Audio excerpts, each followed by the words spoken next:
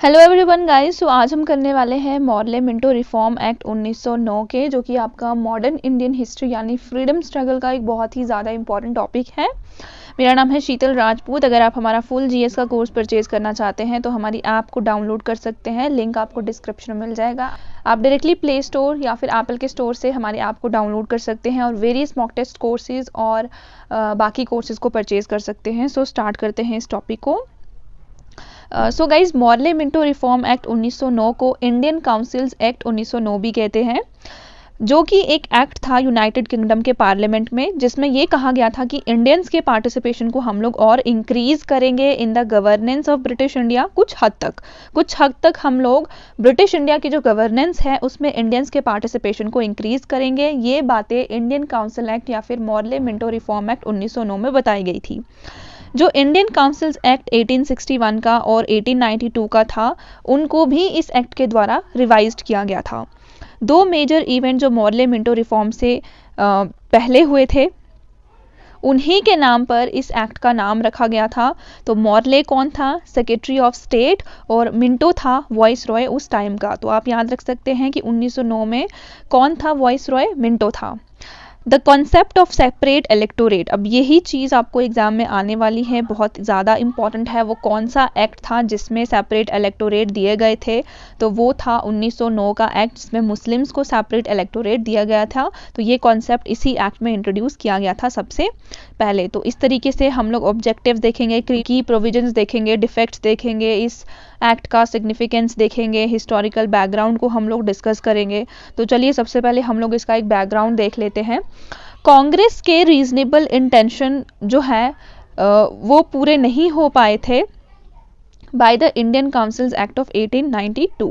तो जो कांग्रेस के डिमांड्स वगैरह थे, इससे पहले जो एक्ट आए थे इंडियन काउंसिल्स एक्ट, वो पूरे नहीं कर पाए थे। एंड उसके बाद जो बंगाल का डिवीजन लॉर्ड कर्जन ने अनाउंस कर दिया था 1905 में, एज अ रिजल्ट बंगाल में बहुत ह्यूज रिवॉल्ट आपको देखने को मिला था। इसके बाद ब्रिटिश रूलर्स को ये लगने लगा कि कुछ इंप्रूवमेंट तो हमें करनी ही पड़ेगी इंडियन गवर्नमेंट में, हमें इसकी बहुत ज़रूरत है, अदरवाइज ऐसे रिवॉल्ट और होते रहेंगे। आईएनसी ने भी पुश किया कि हमें और एडिशनल रिफॉर्म्स चाहिए और हम सेल्फ गवर्नमेंट करना चाहते हैं। अर्लियर कांग्रेस के लीडर्स जो थे वो मॉडरेट थे, लेकिन अब हम जानते हैं थोड़े से रेडिकल लीडर सामने निकल कर आ रहे थे, तो जिनको हम लोग गरम दल कहते हैं, मॉडरेट्स को नरम दल कहते हैं हिंदी में। तो जो रेडिकल्स थे उनका बिलीव करना था, वो इस चीज़ में बिलीव करते थे कि हम लोगों को जो कॉन्फ्रंटेशनल टैक्टिक्स हैं, यानी कि हमें वायलेंस तरीके से अपनी डिमांड्स को पूरा करवाना है, क्योंकि मॉडरेट्स जब इतनी शांतिपूर्वक अपनी डिमांड्स को सामने रख रहे थे तो कोई सिग्निफिकेंट रिजल्ट सामने नहीं आया। तो रेडिकल जो थे, यंग थे, जवान खून था, तो इस वजह से ये काफ़ी ज़्यादा रेडिकल तरीके से रेवोल्यूशन लाना चाहते थे। 1906 में आईएनसी ने होम रूल की सबसे पहले डिमांड की थी, ठीक है। और इंग्लैंड में गोपाल कृष्ण गोखले भी मॉर्ले से मिले थे, और जब ये मॉर्ले से मिले थे तो इन्होंने वहाँ पर स्ट्रेस दिया था इस बात पर कि चेंजेस की कितनी ज़्यादा ज़रूरत है अभी के टाइम पर भारत में। फिर एक शिमला डेप्यूटेशन मिला था लॉर्ड मिंटो से 1906 में, और वहाँ पर प्रेजेंट किया था इन्होंने अपना proposal for the separate electorate for Muslim led by Aga Khan. तो वो पर्सन कौन थे जिन्होंने सेपरेट इलेक्टोरेट फॉर मुस्लिम की डिमांड इनके सामने रखी थी? वो थे आगा खान। ये शिमला में जाकर मिले थे लॉर्ड मिंटो से 1906 में। John Morley India's liberal government के एक मेंबर थे, और ये भी चाहते थे कि कंट्री की गवर्नेंस में थोड़ा सा इम्प्रूवमेंट होना चाहिए। फिर इंडियन काउंसिल एक्ट 1909 को पास किया गया to rally the moderates in the INC and Muslims to its side, so that जो मॉडरेट्स हैं और जो आईएनसी की तरफ से जो मॉडरेट्स हैं और जो मुस्लिम्स हैं वो एटलीस्ट ब्रिटिशर्स की साइड और उन पे भरोसा करने लग जाए। अब क्या ऑब्जेक्टिव्स थे इस पूरे मॉर्ले मिंटो रिफॉर्म के? सबसे पहले तो to apply the electoral principle to membership in India's imperial and local legislative councils as well as to increase the Indian participation in the governance of the British India. तो वही चीज़ जो हमने discuss की, India के जो imperial और local legislative councils थे उसमें इलेक्टोरल प्रिंसिपल को अप्लाई करना, यानी इलेक्शंस वगैरह करवाना, साथ में इंडियंस का जो पार्टिसिपेशन है उसको भी इंक्रीज करना ब्रिटिश इंडिया के गवर्नेंस में। अब हम लोग डिस्कस करेंगे कुछ की प्रोविजंस जो इस एक्ट से रिलेट करते हैं। सबसे पहला क्या था? फेडरल और प्रोविंशियल लेवल पर लेजिस्लेटिव काउंसिल के साइज को बढ़ाया जाएगा। सेंट्रल लेजिस्लेटिव काउंसिल जिस उस टाइम पर जो इंडिविजुअल्स थे उसमें मेंबर थे सेंट्रल लेजिस्लेटिव काउंसिल में, वो 16 थे, अब उसको बढ़ाकर 60 कर दिया जाएगा। तो इतना ह्यूज डिफरेंस इसमें आ रहा था कि पहले 16 थे, अब उसकी मेंबरशिप को 60 तक लेके जा रहे हैं। 50 मेंबर्स ऐड होने वाले थे बंगाल की लेजिस्लेटिव काउंसिल में, मद्रास में, बॉम्बे में और यूनाइटेड प्रोविंस में। हर एक legislative council of Punjab, Burma और असम में 30 मेंबर्स को ऐड किया जाएगा, और जो प्रोविंशियल लेजिस्लेटिव काउंसिल्स के मेंबर होंगे उनको चूज किया जाएगा बाय लोकल गवर्नमेंट, और वहां पर भी एक इलेक्टोरल कॉलेज होगा जो इनको चूज करेगा। और ये जो इंडिविजुअल्स हैं ये इलेक्ट करेंगे सेंट्रल लेजिस्लेटिव काउंसिल्स के मेंबर्स को, जिस तरीके से आज इलेक्शंस होते हैं बस वैसे ही इनडायरेक्ट इलेक्शंस की बात हो रही है। अब जो भी मेंबर्स इलेक्ट होंगे including local government, chambers of commerce, landlord, colleges, trade organisations and Muslims. तो कौन कौन इलेक्ट हुए थे वो यहाँ पर आपको बता दिए हैं।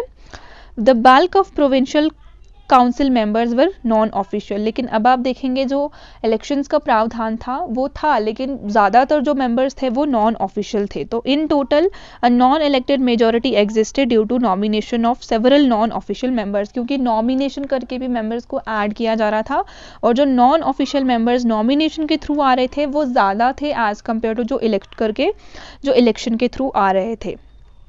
इंपीरियल लेजिस्लेटिव काउंसिल ने इंडियंस को पहली बार इसमें वेलकम किया, काउंसिल में वेलकम किया। मुस्लिम्स को अपना अलग से इलेक्टोरेट दे दिया गया।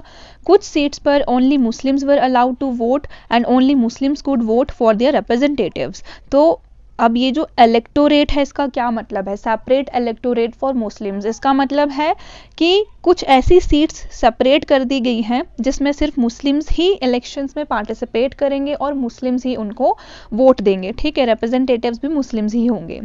इसमें बजट को भी डिबेट किया जाएगा और रेजोल्यूशंस को प्रपोज किया जाएगा, और इस एक्ट के अंदर ये भी प्रोविजन था कि यहाँ पर हम लोग प्रॉब्लम्स को डिस्कस भी करेंगे, जो भी जनरल पॉपुलेशन की प्रॉब्लम्स होंगी, और इंक्वायरी वगैरह भी करवाई जा सकती हैं।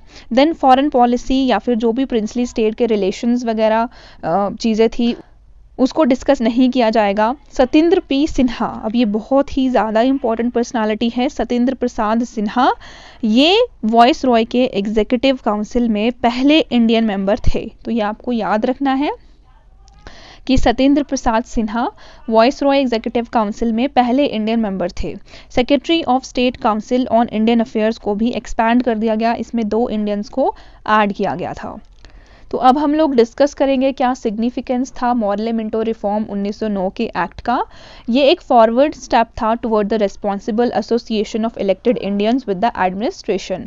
इस एक्ट के द्वारा रिस्पॉन्सिबल एसोसिएशन बनाया जाएगा, इलेक्शंस होंगे, इंडियंस इलेक्शंस के थ्रू एडमिनिस्ट्रेशन में जाएंगे और वहाँ पे गवर्न करेंगे इंडिया को।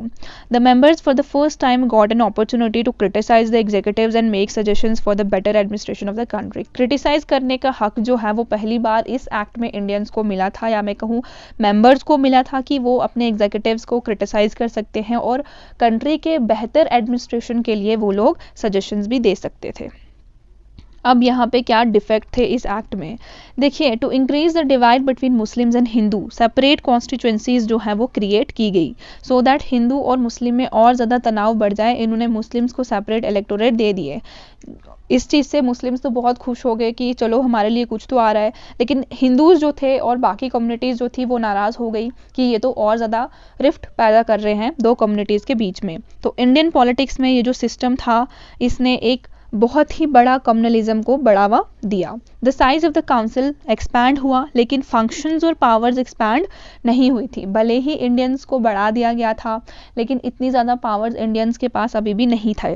ऑल्दो द प्रोविंशियल काउंसिल्स में नॉन ऑफिशियल मेजॉरिटी थी, लेकिन आउटकम इररिलेवेंट था, बिकॉज नॉन ऑफिशियल मेजॉरिटी जो है वो इनवैलिडेटेड थी by the election of nominated members, right. उसके बाद गवर्नर की जो पोजीशन थी और जो वीटो पावर थी उनको इस एक्ट की वजह से कोई उनमें डिक्रीज नहीं हुआ था, यानी अभी भी वीटो पावर्स किसके पास थी, गवर्नर जनरल के पास थी। Members were able to discuss the budget. जो मेंबर्स हैं वो बजट को डिस्कस तो कर सकते हैं लेकिन कोई सिग्निफिकेंट चेंज उसमें नहीं आएगा इनके कहने पर। They could ask questions but not compel the executive to respond to the resolutions which were more than like recommendations to the government. अब जो मेंबर्स हैं वो क्वेश्चंस तो पूछ सकते हैं लेकिन it is up to the executives कि वो उसका रिस्पॉन्स देंगे कि नहीं देंगे। इट मीन्स कि आप बस बोले जा रहे हो, रिकमेंड किए जा रहे हो, सजेशन दिए जा रहे हो, बट एक्चुअल में उसका रिस्पॉन्ड आ रहा है, वो इम्प्लीमेंट हो रहा है कि नहीं हो रहा है, इस चीज़ पर कोई ज़्यादा जोर नहीं दिया गया था। मॉर्ले मिंटो रिफॉर्म ने अटेंशन को डाइवर्ट कर दिया था from political and economic difficulties जो उस टाइम के इंडियंस फेस कर रहे थे, और हिंदू मुस्लिम्स को अलग करने की यहाँ पर कोशिश हुई थी। तो ये एक छोटा सा टॉपिक है। Morley Minto reform exam perspective से इम्पॉर्टेंट था, इस वजह से मैंने इसका एक अलग से ही वीडियो बना दिया है। तो गाइज़, अगर आप हमारा जीएस का फुल कोर्स लेना चाहते हैं, ऐप को डाउनलोड करके ले सकते हैं, जिसमें आपको Indian history, Indian polity, Indian geography, world geography, economics, environment, ecology, biodiversity और जनरल साइंस के लेक्चर्स मिल जाएंगे, वीडियो लेक्चर्स और पीडीएफ। बाकी भी अगर आप फाइनेंस, अकाउंट असिस्टेंट या फिर वीएलडब्ल्यू के मॉक्स वगैरह लेना चाहते हैं, ऐप को डाउनलोड करके उसको एक्सेस कर सकते हैं। Thank you so much. God bless you all.